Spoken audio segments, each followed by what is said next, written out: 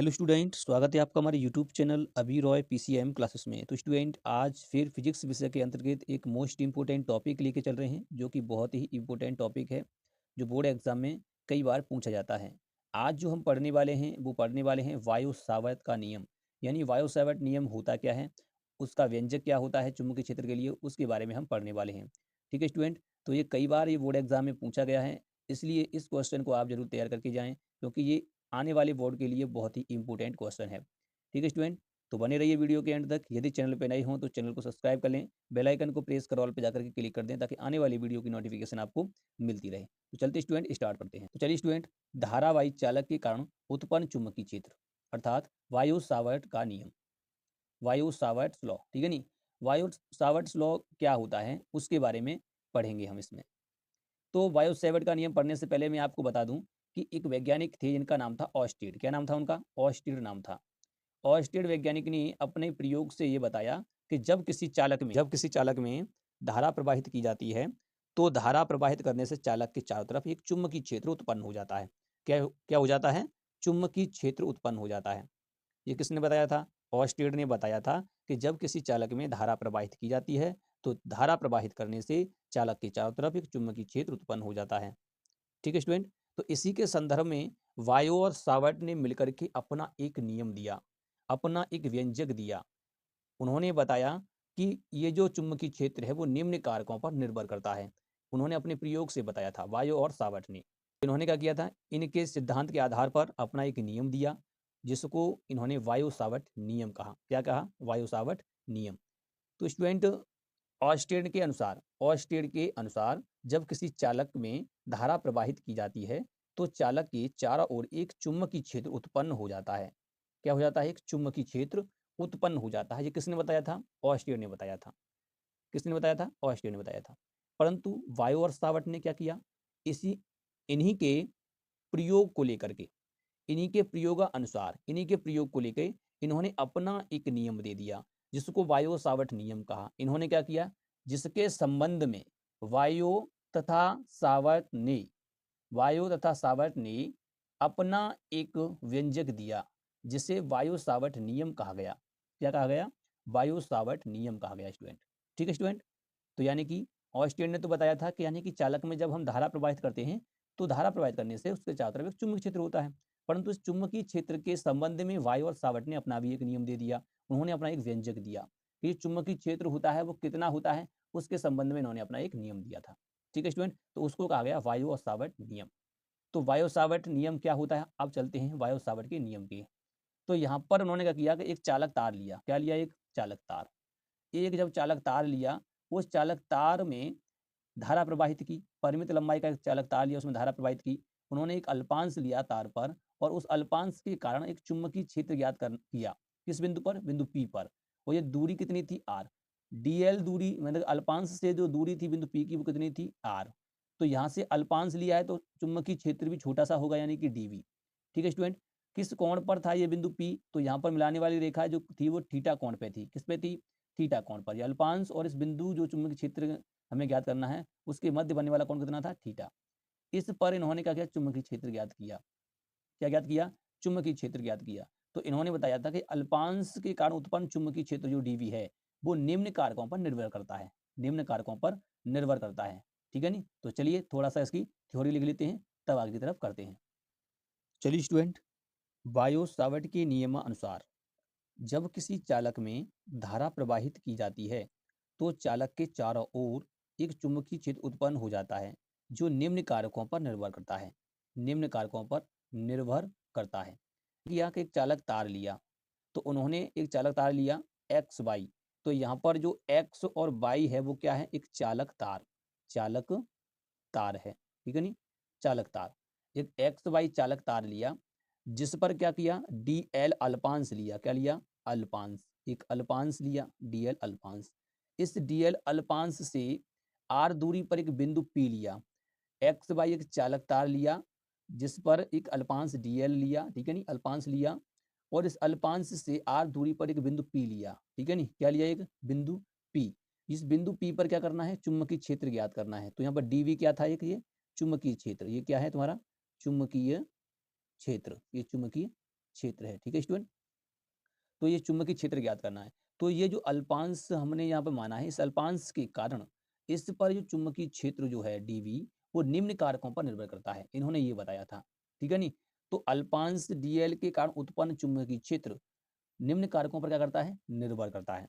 तो डीवी जो चुंबकीय क्षेत्र जो है किन किन पर निर्भर करता है, वो यहाँ पर हम देखते हैं। तो सबसे पहला जो है, पहला किस पर करता है, यह चुंबकीय क्षेत्र जो है डीवी, जो चुंबकीय क्षेत्र जो है वो किस पर निर्भर करता है, ये करता है आपका, पहला तो करता है ये धारा पर। यहाँ पर इसमें चालक में धारा आई प्रवाहित हो रही है, धारा आई प्रवाहित हो रही है, तो धारा के ये क्या होता है, समानुपाती होता है, यानी कि प्रोपोर्शनल होता है आई। धारा का मान बढ़ाएंगे, चुंबकीय क्षेत्र का मान भी बढ़ जाएगा। ठीक है स्टूडेंट, धारा का मान बढ़ेगा तो चुंबकीय क्षेत्र का मान भी क्या हो जाएगा, बढ़ जाएगा। ठीक है नी। तो यहाँ पर ये समीकरण हो जाएगा तुम्हारा एक फर्स्ट।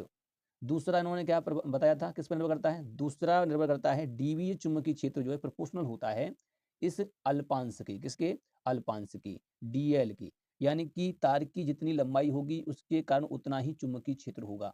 ठीक है नी, लंबाई ऐसे से बढ़ाएंगे चुंबकीय क्षेत्र भी बढ़ता जाएगा, तो ये भी समानुपाती होता है। इस पे भी क्या करता है, ये निर्भर करता है, चुंबकीय क्षेत्र अल्पांश के भी समानुपाती होता है। तीसरा किस पे डिपेंड करता है, तीसरा करता है कितनी दूरी पर ये बिंदु पी लिया है, कितनी दूरी पर, अल्पांश से कितनी दूरी पर जो बिंदु पी लिया है, उस दूरी, जो दूरी पर ये डीवी जो चुंबकीय क्षेत्र है अल्पांश से बिंदु पी की दूरी के वर्ग के व्युत्क्रमानुपाती होता है। क्या होता है, वर्ग के व्युत्क्रम होता है, यानी कि व्युत्क्रम एकदम उल्टा। ठीक है नी। तो यहाँ पर यही जो चुंबकीय क्षेत्र जो तुम्हारा होता है डीवी प्रोपोर्शनल होता है 1/r, यानी व्युत्क्रमानुपाती होता है वर्ग के। ठीक है नी, इनके बीच की दूरी के वर्ग के व्युत्क्रमानुपाती होता है। अल्पांश से बिंदु पी की बीच की दूरी के वर्ग के व्युत्क्रमानुपाती होता है। ठीक है नी, तो ये व्युत्क्रमानुपाती है वर्ग के। ठीक है नी। चौथा किस पे डिपेंड करता है, चौथा करता है ये कि कितने कोण पर लिया है तुमने ये अल्पांश, उस पर भी क्या करता है, ये डिपेंड करता है। तो यहाँ पर ये चुंबकीय क्षेत्र जो है वो कोण पे भी डिपेंड करता है, यानी कि डीबी प्रोपोर्शनल होता है साइन जे के, साइन जे कितने कोण पर लिया है, तो साइन जे के समानुपाती होता है, तो साइन थीटा हो जाएगा। साइन जे क्या होता है, समानुपाती होता है। इस प्रकार से यहाँ पर ये चौथा भी क्या होता है इसका। तो चुंबकीय क्षेत्र जो होता है इतने कारकों पर निर्भर करता है, चुंबकीय क्षेत्र धारा के समानुपाती, चुंबकीय क्षेत्र जो है अल्पांश के कारण जो है वो किस पे, यानी कि चालक की लंबाई पर भी क्या करता है, निर्भर करता है, यानी अल्पांश पे भी निर्भर कर रहा है। यहाँ पर चुंबकीय क्षेत्र जो है वो बीच की दूरी, यानी कितनी दूरी पर बिंदु पी लिया है उसके वर्ग के व्युत्क्रमानुपाती होता है। जैसे जैसे इसको बढ़ाएंगे वैसे ये कम हो जाएगा, वर्ग में कम होगा, यानी कि अगर हम 1 बढ़ाएंगे तो इसका वर्ग कर देंगे तो 1 ही रहेगा, 2 बढ़ाएंगे तो 4 हो जाएगा, तो इसका मतलब 4 बढ़ाने पर ये कम हो जाएगा। ठीक है नी, इतना कम होगा। यहाँ पर जो कोण कितने पे लिया है ये अल्पांश, थीटा पर, तो थीटा यानी कि साइन जे के समानुपाती होता है। ठीक है, अब क्या करेंगे, इन सभी समीकरण को क्या करेंगे, संयुक्त रूप में लिख देंगे। तो समीकरण सभी को यानी कि 1 2 3 4 को संयुक्त रूप में लिखने पर, ठीक है, तो चलते हैं। तो समीकरण यहाँ लिखेंगे, समीकरण, समीकरण फर्स्ट, सेकंड, थर्ड, फोर्थ को संयुक्त रूप में लिखने पर, संयुक्त रूप में लिखने पर, लिखने पर, तो संयुक्त रूप में लिखेंगे इसको तो किस प्रकार से हो जाएगा, तो देखिए यहाँ पर ये हो जाएगा तुम्हारा डी बी प्रोपोर्शनल, देखो आई दिया है तो आई डी एल और साइन थीटा, जो समानुपाती में सबको समानुपाती में एक साथ ले लेंगे, और इसके बट्टे में क्या हो जाएगा, व्युत्क्रम में है तो ये आर उसके नीचे आ जाएगा। ठीक है नी, इस प्रकार से हो जाएगा। तो यहाँ पर D proportional I D L sine theta निकल के आएगा यहाँ पर बट्टे में आर स्क्वायर। यहाँ से जैसे इस प्रोपोर्शनल साइन हटाएंगे यहाँ से, तो ये हो जाएगा डी वी, यहाँ से के आ जाएगा, यहाँ पर क्या आ जाएगा के I D L sine theta बट्टे में हो जाएगा ये आर स्क्वायर। ठीक है स्टूडेंट, यहाँ पर इस प्रकार से तुम्हारा यहाँ पे हो जाएगा। के का जो मान होता है यहाँ पर, यहाँ के बराबर जो होता है वो होता है म्यू नॉट अपॉन 4 पाई, ये होता है स्टूडेंट। के एक नियतांक होता है, तो ये होता है म्यू नॉट अपॉन 4 पाई। ठीक है स्टूडेंट, तो म्यू नॉट अपॉन 4 पाई इसकी जो वैल्यू होती है वो होती है 10 की पावर माइनस के 7। ठीक है नी स्टूडेंट, ये होती है इसकी वैल्यू। तो अब इसको यहाँ पर रख देंगे तो कितना हो जाएगा, ये हो जाएगा डी वी बराबर mu naught upon 4 pi I D L sine theta बटे आर उसकी है। तो स्टूडेंट ये तुम्हारा यहाँ पे जो निकल के आता है वो चुंबकीय क्षेत्र के लिए व्यंजक निकल के आता है। क्या निकल के आता है, चुंबकीय क्षेत्र के लिए व्यंजक निकल के आता है। ये तुम्हारा होता है चुंबकीय क्षेत्र के लिए व्यंजक। ठीक है स्टूडेंट, तो डी वी बराबर होता है म्यू नॉट अपॉन 4 पाई आइडियल साइन थीटा बटे आर स्क्वायर। यही वायु सेवर्ट का क्या होता है, नियम होता है। ठीक है स्टूडेंट, यहाँ पर जो चुंबकीय क्षेत्र जो है वो इसके समानुपाती, इसके समानुपाती, इसके समानुपाती, परंतु दूरी के अनुपाती होता है। ठीक है स्टूडेंट, तो यहाँ पर जो इसका जो मान दिया है, तो म्यू नॉट क्या है, यहाँ पर म्यू नॉट जो है वो क्या है, तुम्हारे निर्वात की चुंबकीयशीलता, ये होती है तुम्हारी निर्वात की चुंबकीयशीलता, चुंबकीयशीलता।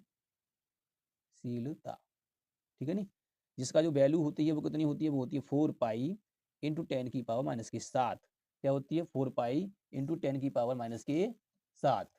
ठीक है स्टूडेंट, और इसका जो मात्रक होता है वो होता है न्यूटन प्रति एम्पियर स्क्वायर। ठीक है स्टूडेंट, ये इसका क्या होता है, मात्रक होता है।